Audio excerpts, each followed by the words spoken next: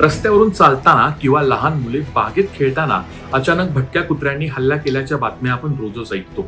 पण आता यावर सर्वोच्च न्यायालयाने एक अत्यंत कडक आणि मोठा निर्णय दिलाय.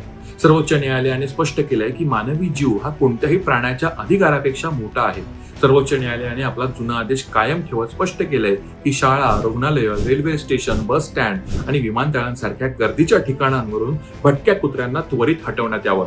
सर्वात महत्त्वाचं म्हणजे या कुत्र्यांची नसबंदी किंवा लसीकरण केल्यानंतर त्यांना पुन्हा त्याच ठिकाणी सोडण्यास न्यायालयाने सक्त मनाई केली आहे. त्यांना आता कायमस्वरूपी निवारा केंद्रांमध्येच ठेवावे लागणार आहे. नागरिकांच्या सुरक्षेसाठी न्यायालयाने एक अत्यंत कठोर पाऊल उचलले.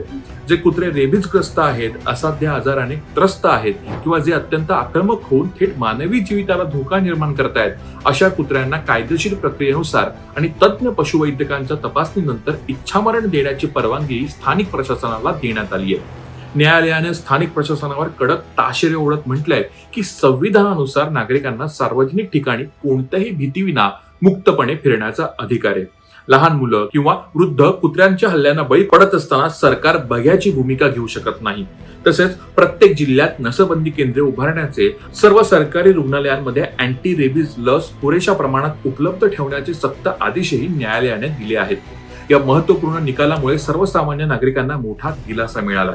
या निर्णयावर तुमचं मत काय? आम्हाला कमेंटमध्ये नक्की सांगा.